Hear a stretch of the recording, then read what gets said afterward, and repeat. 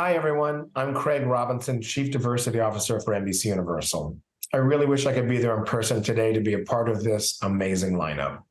Congratulations to the NBCU Academy team and their colleagues at the NBCU News Group who continue to raise the bar in this initiative with their incredible events.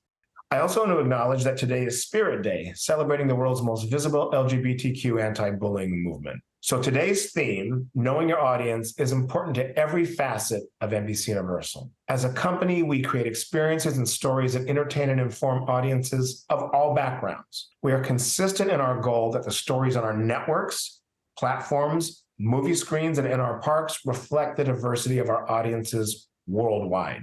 To achieve this, we focus on representation in every aspect of our creative and experiences, from the people to the storylines. We know the best way to continue to diversify our stories is by investing in the future of our industry. With days like today and initiatives like NBCU Academy and others in our film, studios, and sports businesses. We want and need to create the opportunities for young people in our industry so that they can be part of the varied storytelling experience that's key to our mission and success. Today, I have the great privilege of introducing Zinhle Essamuah, co-anchor of NBC News Daily, who will lead a panel with some of our esteemed journalists at Today. For more than 70 years, Today has evolved with our culture and its audience. We're also proud that Today continues to make sure we have a keen understanding of the world around us, and I look forward to this insightful conversation. Before I go, I want to recognize that it's been a harrowing and tragic time in the world. I hope everyone tuning in is taking good care of themselves, as well as your families and friends. Thank you. Good morning to you. The very first good morning of what I hope and suspect will be a great many good mornings between you and I. People have made the Today Show part of their mornings and part of their families for decades. Hi, everybody. Good morning. Welcome to Today. What do people need to know to start their Todays? We do want to get right to that breaking news. It's going to be a busy week ahead. Let's turn now to the economy. Inflation has hit hard. What can we do to save? Absolutely. You gave us some great tips. For more great tips, go to today.com. This morning on Today's Consumer, calling all shoppers. We got a round of products to help you rest. Hey, good morning. You know I love all this beauty stuff. Today.com, we have the inventory for you, so I hope you'll check it out. But save the best for last. Time to talk about food. Cooking with Cal, and this time Calvin and I whipped up an easy and healthy after-school treat. So what are we making this morning? Our United Sides of Thanksgiving. We're truly honored to have these chefs with us sharing their expertise. By the way, you can scan the QR code if you want to get that recipe. We're going to take a deeper dive into the changes, the extremes, the strategies, and solutions about climate. We are looking at the environmental impacts of what we eat, what we buy. These guys want to welcome you into our Start Today Facebook group.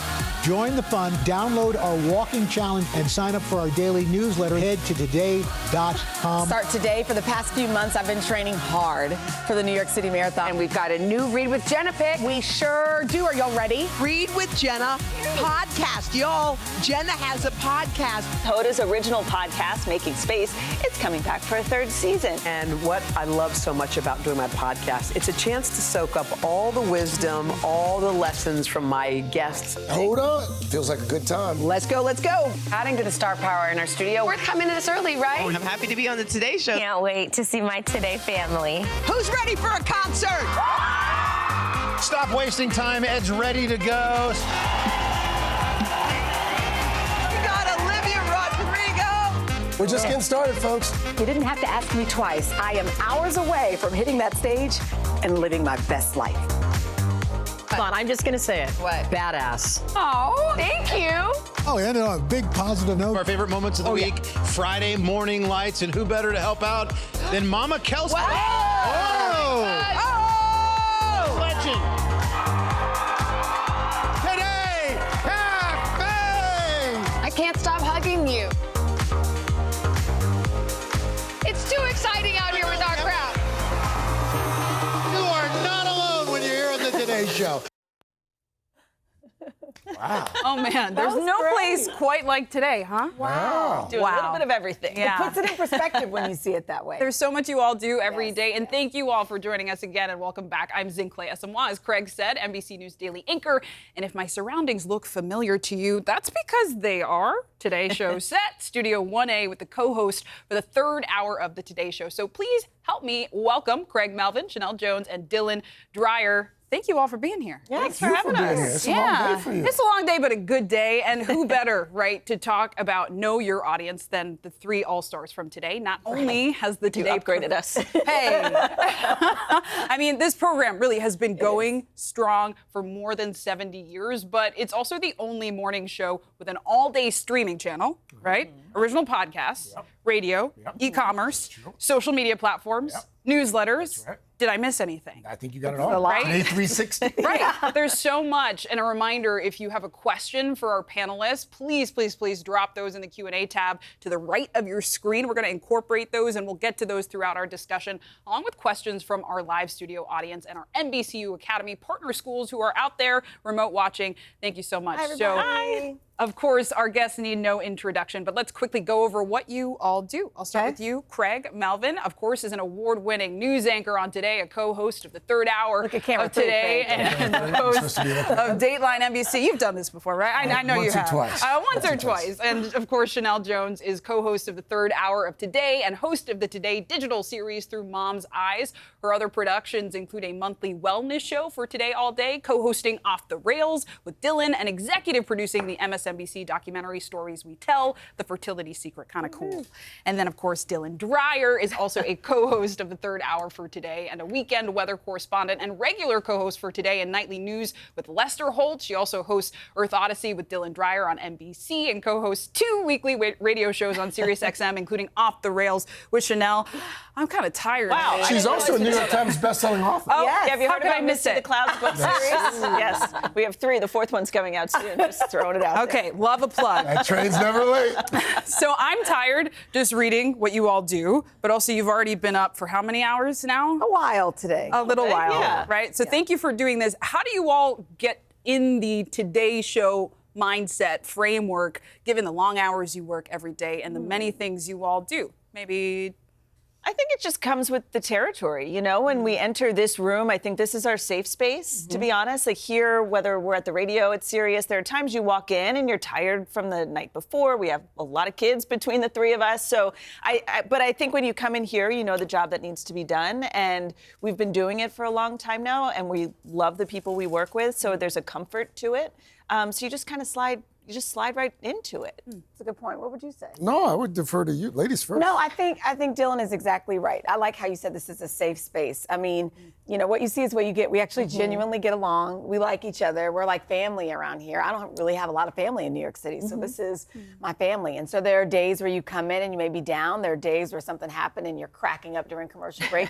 But it's like an extension of our homes, if you will. And also, I think in light of all of the things going on, for me, it just puts everything in perspective. I mean, we interview so many people, and tomorrow's not promised, not to be too down, but when you sit up here or when you're at the desk over there and we're with each other and we're talking about different things, like it just puts everything in perspective to me that I'm thankful to be here. You know, we always talk about gratitude and health and wellness. If we can be here and talk about what's going on, every day is a gift. And so I feel like the people watching, it's the same way. And so I'm hoping that they can turn on every morning and feel like, you know, they get a little bit of everything. You know, they find out what's happening. We may, you know, with the hard news, we can lighten it up and give you 5 ways to, I don't know, flatten your belly or whatever it is. Do you know what I mean? Like you get full range. there's a spectrum. I mean, there's a reason that the show has been around for more than 70 years. I mean, With the Peabody, newly minted. Thank you. Yeah, we did win a Peabody recently, but it's a little broccoli, it's a little ice cream every morning.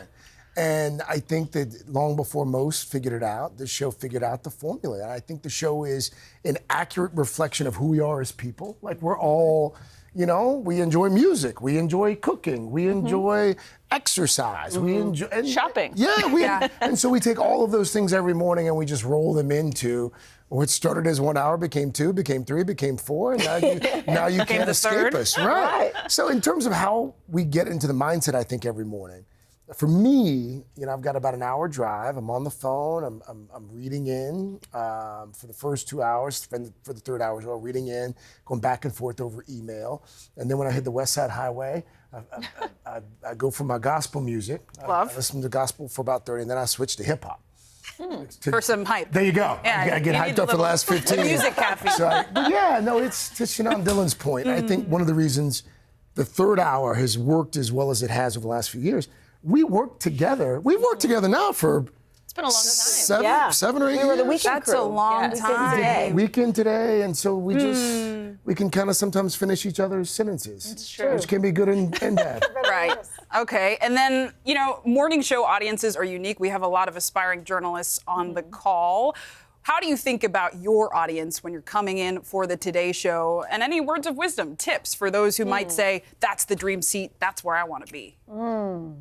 I would call it the dream seat. I mean, that's not lost on us, that this has been, I didn't even strive to get here because I didn't even think it was a possibility, but then a Say series. that one again. I didn't strive to get here because I didn't even think it was a possibility, to be honest. I mean, I had dreams when I worked in Boston. I met my now husband up there. We were going to buy a house and just live outside of Boston. But, a series of events happened, it snowballed, and now here I am. And as a meteorologist, I certainly never thought I'd be anchoring a show. So I think my advice is to keep yourself open to all options that come your way, especially when you're young and before you have a family. When you have that time needs to be spent getting your feet wet everywhere you can, saying yes to absolutely everything, even if you don't think that that's the direction you want to go in. Say yes to everything, learn everything, be kind to everyone around you because they will come back around you and want to help you in the future. So, I mean, I look back and I think in my 20s and 30s, I would grumble and groan if I had to get back out on the road again, and it's like now I look at it with 3 kids, it's like, okay, now I understand it's a challenge to travel. Back then, it was not a challenge to travel. It was a gift to travel and do anything that I needed to do. So, with 3 kids, it's still a gift to travel now. It is for a very different reason. Kind of gift. That's called an escape. Yes. But yeah, the power of yes and remembering that the business is small, right? You want to keep good relationships, Sheinelle? I also think it's important not to rush through it, right? So I think of my small market days, if you will. Illinois. I was a one-man band in Springfield, Illinois for a couple of years. Hey, look, gotta read in. Gotta read in. Back then, what was it, 23 years ago, the cameras were bigger than me. I mean, it was heavy. I'm 4'11". So I did that, and then I was in Tulsa, Oklahoma for several years. I did weekend anchoring at Tulsa, and then I was 5 p.m. anchor at Tulsa. And then I was in Philly. I was on the streets. Kristen Welker and she was at the NBC affiliate, and I was at the Fox affiliate, and we were doing 6 live shots a morning, and then eventually they brought me inside, so for about 9 years. So there's a journey to it, but I think in each little space that I've been in, I feel like you should ring it for all it's worth. You meet people. I joined a tap class. Tap dancing. I did. I mentored some kids. Every space you're in for a reason, and don't rush it. Use it to learn your craft and get better and make the mistakes while, when you can. Yeah. Right? That's good. That's good. Craig? I don't like to give advice because for me, it was you do the work. I started out as a photographer. I was a producer. I was an assignment editor. I did all the jobs in the newsroom, and until finally, a station manager at the time, a guy named Jeff Hoffman, I realized I wasn't really good at any of the aforementioned. And he was like, "What do you want to do?" I was like, "I'd love to report." And he gave me a chance to start reporting. And I had to learn how to write. I had to learn how to report. I had to learn how to do live. And the process at times was grueling. To Sheinelle's point, I mean, I did the morning show in Columbia, South Carolina for 4 or 5 years, and then I would turn a spot. I would write a story for a midday show, and sometimes I'd stick around for the 5 o'clock evening news and do a different spot. Yep. And I didn't have a lot of friends. This is before, obviously, I was married, but I think you have to put in the work. And I think sometimes people forget that there's a process, and you can't cut corners. Like you have to do the work. I think there's a craft to it. And when you see someone who's really good at what they do, it's because they're good at their craft. And that takes time. My mom used to say it's like a stone, right? And you're kind of chipping away trying to figure out who you're going to be. And it takes a second, kind of chip it away. And you're like, okay, I like that side, until you come up with some beautiful sculpture. But it takes time. Yeah. No, And you also, I think for our business, especially in morning television, the audience can spot a fake from a mile Say it away. again. Say it again. The audience can spot a fake, especially in morning TV, and because we're pretty, we share a lot. Yes. With the audience, with ourselves, and I think you have to get to a point where you're also very comfortable in your own skin. With who you are and with what who you've you done. are. And when I started in the business, I was kind of trying to be someone else, trying to be who I thought. And imagine if you failed because you were trying to be someone else. And you're like, no, wait, can I just have a second try and be myself this time? Always be yourself. Oh, this is so good, so good. And I know we have some audience questions now. So I want to turn to Arizona State University. Alexis Davis is an ASU student reporter and is standing by. Hey, Alexis. Good morning from downtown Phoenix, or should we say afternoon. We wouldn't want to be anywhere else than with NBCU. My name is Alexis Davis, and I'm from Bowie, Maryland, and I am currently a master's student at Arizona State University. But before we get to the hard stuff, we have a fun little question for Craig. We want to know, when you're on that drive to New York City in the morning before the sun comes up, what's your playlist like? Oh, that's a good question. By the way, before we go any further, this is more well-produced than half of what I see on cable news. Not at this network, though. No. I'm talking other cable. I mean, this is really impressive. Really nice. I've got a live shot. Don't sleep on NBCU Academy. Man. My playlist, here's the thing. As long as it's broadcast safe. It's broadcast safe, because this morning, I'll tell you, I came in, I started with Lecrae. I do love Lecrae. High Up. Then I went to Glorify, then See Me Through It, then Thank You, Lord. And again, when I hit the West Side Highway, that's apparently this morning when I switched to, let's see, there was some Biggie, some Hypnotized. I went some Going Bad with Meek Mill and Drake. Can I Kick It? Tribe Called Quest, Rich Spirit from Kendrick Lamar. Look at that. And then Britney Spears. No, there was no Britney Spears. A little Taylor Swift. There was Taylor no in there, yeah. But a good journalist is a good journalist. Yes. So you want to be I well-rounded. agree. You can love the Lord and you can love Tupac. Yeah, okay. Amen. Amen. Alexis, you want to ask your hard question? She asked. Yes. Now to the harder stuff. So Colton, he's actually an online student, but he came in to campus just to ask you all a question. Colton? Oh, wow. Hi, everyone. My question is, how do you strategically plan to keep your loyal audience engaged when airing 4 hours of content a day? Luckily, we have producers who plan all that. Yeah. I also think each hour has a little bit different of a personality. You know, the first hour you get your meat and potatoes, and we try to give you that with every hour.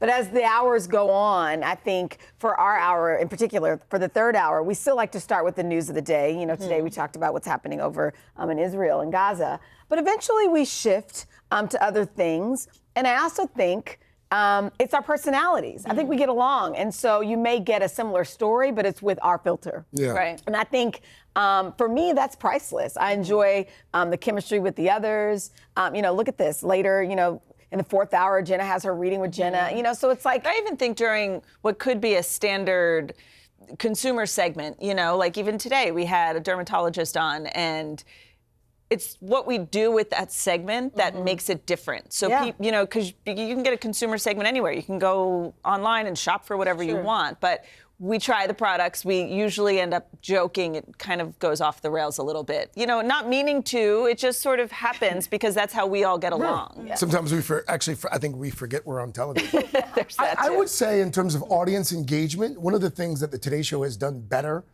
I would say, than just about anybody else out there, we've created a community. And so we don't treat people, it's not like, it's the viewer. These are people who are part of the Today Show family. And have been for years. And you say, well, folks who come to the plaza, and it's like, oh, I grew up watching the show, and my mom introduced me to the Today Show. There was an audience researcher a few years ago, I was in some meeting, and they pointed out that this is one of the few brands that people age into. So often, the typical audience, women of a certain age, certain income, blah, blah, blah. The demographic. Right. But there comes a certain age where you're like, oh, I'm an adult now. I'm going to watch the Today Show. No, true. And so we've created this newsletter that started today. We started this walking thing. Roker started this walking thing about a year ago.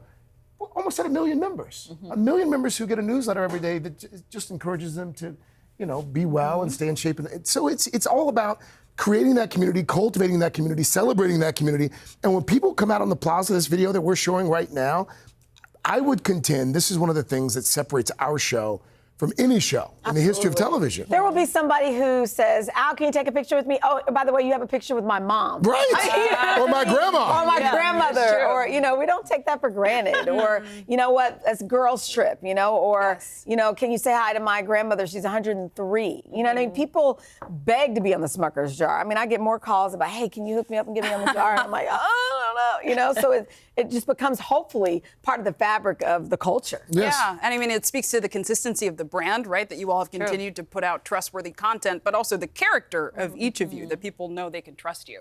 Thank you all so much for that question. We want to introduce a virtual question from our virtual audience. It's in our Q&A box, okay? This one is for you, Sheinelle, specifically. Okay. From Kayla Marie Hardaway. Oh, Sheinelle Marie, and that's Dylan Marie. Okay, hi, Kayla Marie. So Craig Marie, too. That's what's weird. That's not true.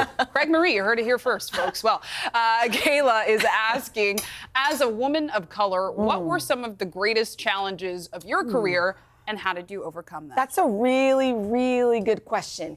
You almost have to double down on who you are, and it takes time to be able to build the confidence to do that. I remember when I first started out at Northwestern, I remember going in, sitting right in the front row. It was like orientation, and I was with my mom, and I was kind of slouched down in the front, and she popped me and she said, "You're flying buttermilk." And I'm like, what does that mean? She said, close your eye, picture a fly, and picture buttermilk. I see you, sit up, and I'm like, oh, wow. And so that kind of stuck with me though, because I realized a lot of places I went, I was a fly in buttermilk. I walk still, I go into newsrooms and sometimes I'm the only one, or I go out on the scene, or I do interviews. But eventually, you're not self-conscious about it, or you're not trying to be something else or someone else. You triple down on who you are because you recognize that there are people on the other side of the camera who also look like you. I remember when I was in Philly, and I got a letter from a little girl, and she said, whatever color you wear, that's what I wear. A little brown girl. And so, if you wear purple, I wear purple. And that really, it just reminded me of, like I said, that it's not about us. It's about who's on the other side of this, and that's why we're all here.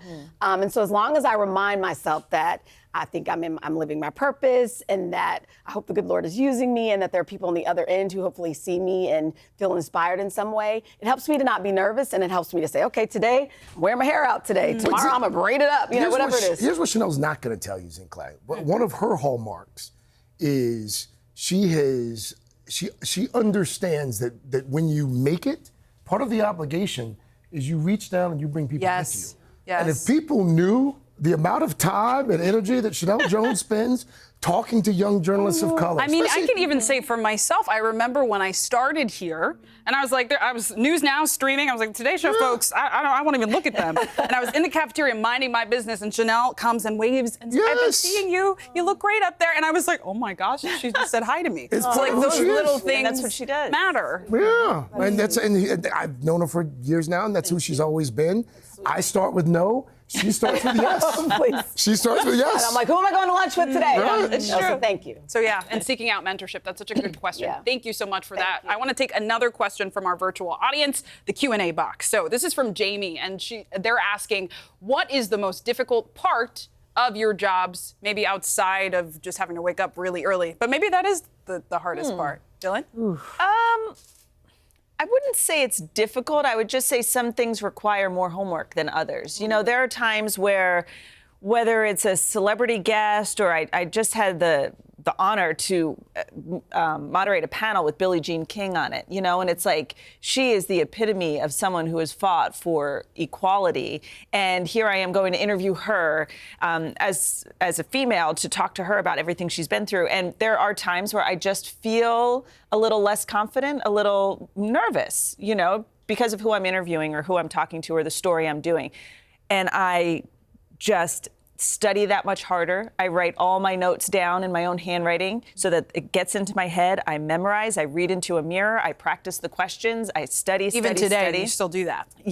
I just did this Tuesday night when I had to interview Billie Jean King.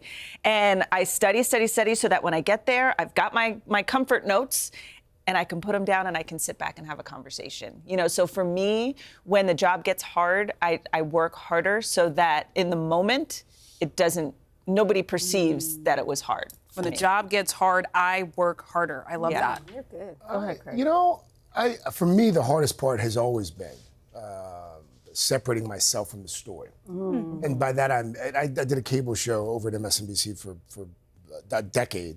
And I've covered, mass shootings and inaugurations, all this. I mean, I've covered a lot of different things. And I'm one of these guys, and it's funny because I think before I had children, I wasn't this way. But the older I get, the softer I get. And things really affect me, suffering, human suffering, it affects me. Death and loss, violence, those things, war, those things, they affect you. And we spend a lot of time talking about, objectivity and unbiased reporting, and those things, of course, are paramount to what we do. I would maintain that one of the things that makes a really good journalist is not to totally separate yourself from the reporting, but to allow the things you see and the people you talk to and that front row seat to history that you'll have, allow those things to inform your reporting. And so there was a stretch several years ago. I've covered 14 mass shootings. And there was a stretch where I'd covered probably 6 or 7 in the span of 2 years. And I was in a dark place. And I would go to my therapist and I would talk about— You have a therapist? Yeah, firm believer in therapy. And I would talk to my therapist about how I was feeling some sort of way. And at the time, she was like, why don't you take that and use that? I was like, what are you talking about? How do I do that? And she helped me develop tools to do that. But I think for me, being a part of this every day, especially during the pandemic when we would come in here and it gets heavy. And I think sometimes people forget we're parents. And you're people. We're people, and all of those things, we don't just report on them, they affect us deeply. And when they stop affecting you, when you don't feel anything, when you become desensitized, you should probably consider different careers. And I appreciate that you said, let it inform your reporting, because I think a lot of young journalists go, I have to remove myself from the story entirely. You can't. But you can be a person. Yes, you have to be. That's so good. I think. Thank you for that question. I want to introduce a new one. We're going to go to a question from CCNY. Stay tuned. Reporting fellow Bridget Yasmi is standing by. Bridget! Look. We know Bridget! Bridget, you got some fans. How you doing? I'm the fan. Oh my goodness. But yes, this has been an incredible conversation. Double down on yourself. That's a word, and I'm taking mental notes, and I know that the incredible students behind me are also doing the same. I'm here at CCNY, and we've been engaged, we've been listening, and we're excited to now ask some questions. I'm gonna walk over to Claire. Obviously very fashionable, and she's a junior here with a great question. Thank you so much for your guys' input. When you're switching careers in your field, how can you do so eloquently while taking care of the people that you've been working with and switching that career?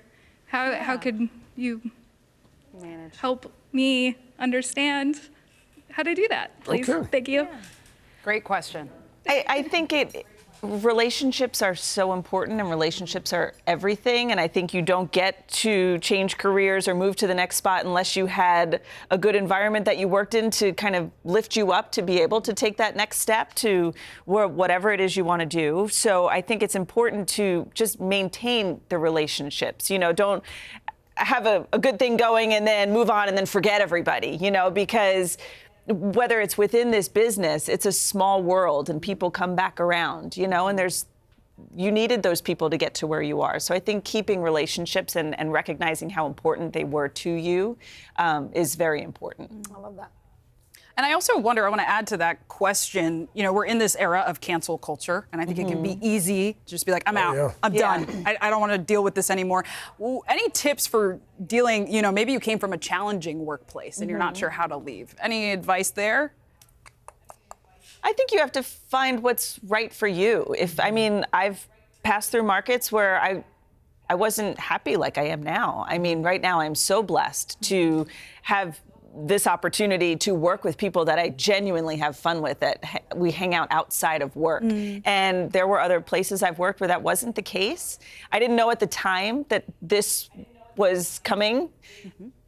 And I just knew it wasn't right. Sometimes you just have that gut feeling that it's not right. So again, double down on yourself. Trust that you deserve something better.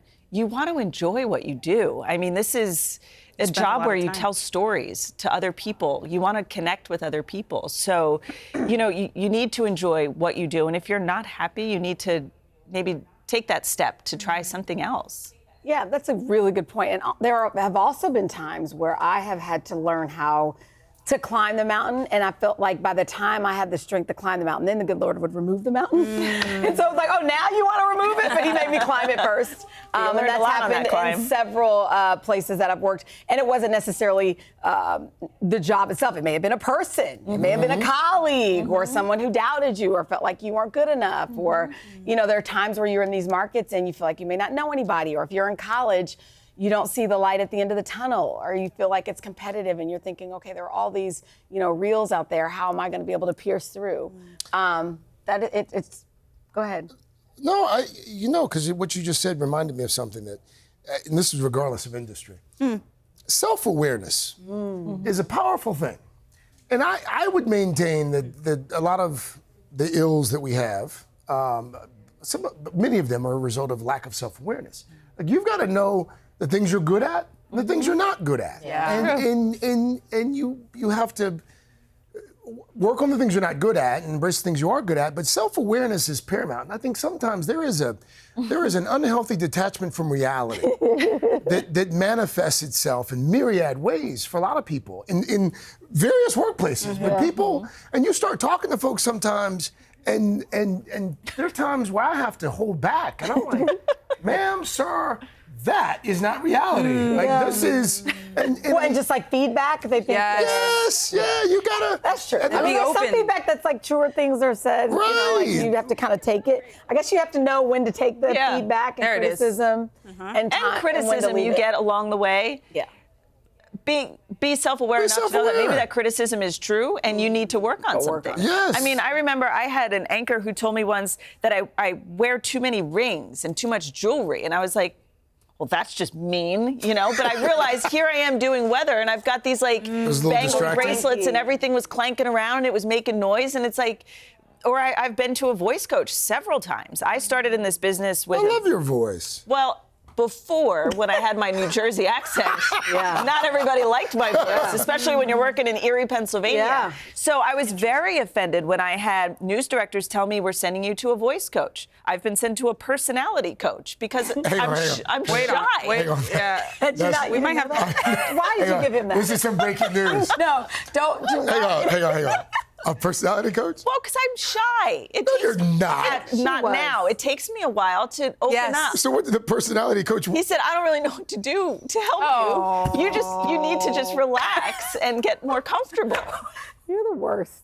We love your personality, but I think because she had a coach. But Did you like her original personality? It speaks to the fact that you three are saying how much you have done, right? The coaching, taking the feedback, the self-awareness. It speaks to You should have never told me that. Yeah. I love it. I realize and the that candor. now. You'll We're probably getting hear tomorrow morning. Thank you so much for that question. We're going to take another one from our virtual audience. Are there no commercial breaks? There are no commercial breaks, folks. Well produced and no breaks. Man. Okay. This is from the Q&A box. Abigail Cochran asks, "Do you have any advice for promoting your personal brands?" Ooh. You want me to be honest? Yeah. I think there's too much promotion of personal brands. I think one of the things that Not enough focus on the work. Well, I think one of the things that has worked at this show for more than 70 years, like the brand is today. It's today. And we're all a part of that. Like, I mean, we all have little individual lanes and niches that. Did you hear about my best-selling book? I've heard about all of them many times. But I do. No, it is true. I think that we live, not to sound like the old dude on the porch shaking his fist in his rocking chair, but like this personal branding that journalists have become so interested in. I think that's come at the expense of the craft. And there are a lot of folks now who like to make it about themselves. Like it's, look where I am, look what I'm doing, look at these pictures, in war zones with kids.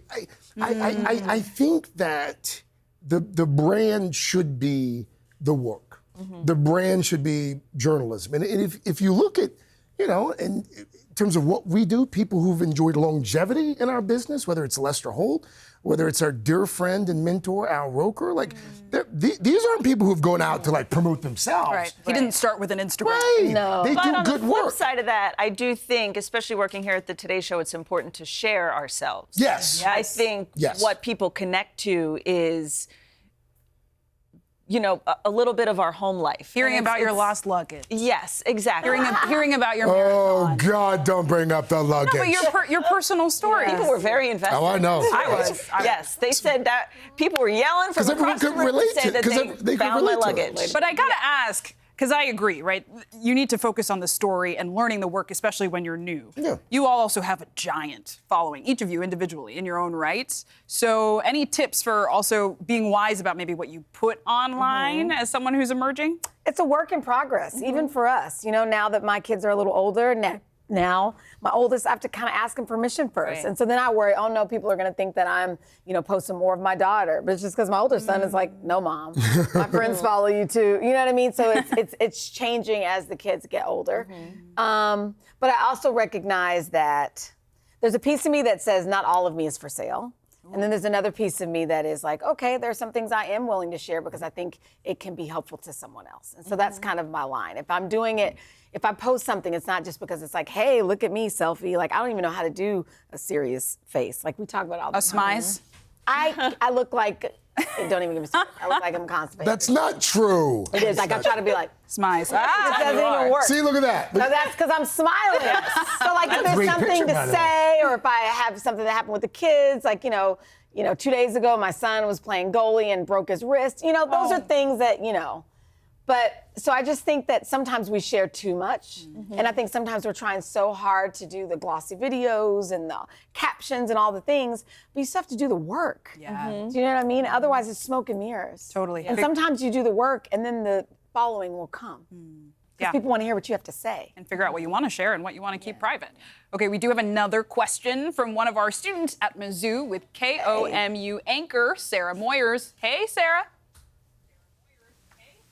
Hey guys, I grew up watching the Today Show at work. I pitch to you guys every morning, and we have just been laughing with you guys here in our classroom that we're coming live to you from the University of Missouri. So I think I speak for all of us when I say this is a cool opportunity to get to ask you a question. And I'm joined here by MU freshman. Her name is Maya, and she's got a question for you guys. I was really hoping you guys could speak to, we as college students here are working in our college media newsrooms and seeing the reach that the Today Show has. What can we be doing in our college scale newsrooms to apply and access a broader audience with our content? Ooh. That's good. That's a really good question. I think you've got to meet the audience where the audience is. And if you're running a college news station or part of a college news operation, obviously the audience is college students. So I think the content that's most germane to college students, you figure out what that is and give them what they want. I do think, not to beat the drum of the Today Show over and over, but I think one of the things that we've mastered here is understanding what the audience wants and understanding what the audience needs and combining the two.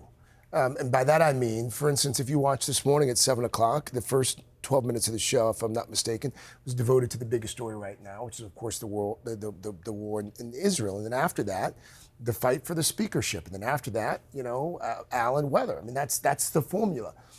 You've got to figure out the formula for the audience. And the formula that we use here, it's tried and true, but we also adapt the formula based on the news of the day. Does that make sense? Is that a... Can she hear me? I don't know if she can. Yeah, they can hear you. And it's a bit of what you described, right? That makes sense to us, I think the so. broccoli, and I forget what the broccoli latter and was. ice cream. Broccoli and ice cream. So you watch our show every day. You're going to, we had a reader this morning on the Las Vegas Aces going back-to-back in the WNBA. We sold you some stuff at 8 and 9, shop all day, and obviously weather's a major part of what we do every day. But it's also inspirational stories, and we cook, and we do all the things. And sorry, go ahead. Well, I think you can do that at your college campus. Like I was on Northwestern News Network with Joe Fryer and Peter Alexander, who are here now. And I think the same way Craig is talking about the way you formulate a national newscast, you can do that in your market. with Mizzou. And even I think your broadcast airs to the local folks as well. And so I think you do want to make it relevant to the college students, maybe talk a little bit about what's happening there in the community. And then also everybody cares about consumer and ways to save money. Yeah. And so I think from a strategic standpoint, because I know a lot of you guys are making reels, right? So you do a couple of stories that are fitting to your audience, and then maybe branch out a little bit and do a story that you could technically do on the Today Show and show when you're putting your reel together, if you will, that you can have a range. And I think, so the same way you would do that for your reel, you can do that for your newscasts as well. And I was just going to add to that, I think it's also very important to get out into your community. Yes. You know, I mean, if you're talking about a football game, if you actually send a reporter out there to get some sound bites from this group of people who's, you know, doing something special for the football game, they're going to tune in because they want to see themselves. And then once they tune in and realize they can get the content that they want, they're going to tune in again. So the more you can almost like go out and grab them so they're kind of forced to watch so that they can actually see that you're putting on a product that they would want to watch. Absolutely. I think that helps grow. Zinhle, years ago, a boss here said to me once, the secret sauce is giving people something they can't get anywhere else and selling that. And so you've got to figure out, you know, where, you know, whether it's a college newsroom or a local TV station, you've got to figure out how you can give the audience something they can. And these days, now that these are ubiquitous and there's so many sources of information, it's more of a challenge. But I think those who have succeeded have figured that part out. Oh, that's so good. And it feels also like the perfect note to end on. Oh, So great conversation. thank you all so much for sharing your insights and experience with us. I think it's invaluable. I wish it's something I had when I was in college, and I'm sure many of you... I'd say you're doing just fine. It's working out, all things considered. So thank you all so much for this great conversation, your insightful questions. I'm really so inspired, and I'm sure our viewers are as well. And I think that was directed at you all. So thank you. Thank you for the inspiring conversation. You too. Great with the air traffic control. Air traffic control. This is really well done. This is well produced. Shout out to NBCU Academy. Of course, we want to thank our partner and affiliate schools who participated live today, as well as students from other partner schools who sent in questions or engaged with us online. Yes, we see you waving. Hi, guys. We appreciate you. Keep going. We know school is hard, but it's worth it. Just do the work and you will end up where you need to be. Of course, over the past few weeks, many of these schools have been involved in an exclusive Fall Madness Next Level Summit registration contest. And right now, we want to reveal our winners, okay? So congratulations to our top 3 schools. In third place is Texas Southern University. Okay. Congratulations. Tied for second place is Universidad del Sagrado Corazon and the City College of New York. Yes. And our top school is, drumroll please, the University of Missouri. Tigers. Congratulations to all of you and all of our academic partners who participated. Coming up next, a choice of 3 expo rooms. We've got so much for you today. Want to get an edge in your job search? Well, join members of NBCU's talent acquisition team who will share advice on how to zone in on your audience when looking for a job, from researching your interviewer or interviewee to understanding the ethos of a company you're actually applying to. What does it take to conduct audience research for a major broadcast, digital, or streaming network? Well, we'll tell you. Hear from top leaders tasked with unlocking audience trends for NBC News, CNBC, MSNBC, Telemundo Enterprises, and Peacock, and learn how you can find your career path in this industry. And lastly, why do some on-air reporters and anchors resonate with the audience and come off as relatable? Hear from some of NBC Universal's brightest stars about how they connect with viewers while building their brand across multiple platforms. Make sure you are camera ready, though, because once you're in the expo rooms, you can potentially come on camera. You should. I encourage you to do it. Say yes. Put on your camera and ask your questions directly to our panelists. To continue to engage with us and learn more about NBCU Academy, go to our website to watch and learn, sharpen your skills, or read about trends and best practices to make us all better content creators. You can also take our online courses, The Fundamentals of Journalism or Bilingual Journalism, covering Latino communities, to learn from world-class journalists across the NBCU News Group and Telemundo. Of course, finally, we want to thank our sponsor, Comcast and Project Up, for supporting our Next Level Summit, and all our wonderful panelists and moderators for taking time out of your busy weeks. And thanks to you at home and on your phones for joining us for our summit. We'll see you for our 5th Next Level Summit on April 11th, 2024. I think it's about time I head over to my show, NBC News Daily, on NBC News Now, 2 to 4 o'clock with Kate Snow. But you can all go to the Career Expo rooms. Click on the Sessions tab on the left side of your screen. We'll point somewhere, left side of your screen, and choose the room you want. Head on over to those Career Expos and enjoy. Thanks, guys. Great. So good. Good luck.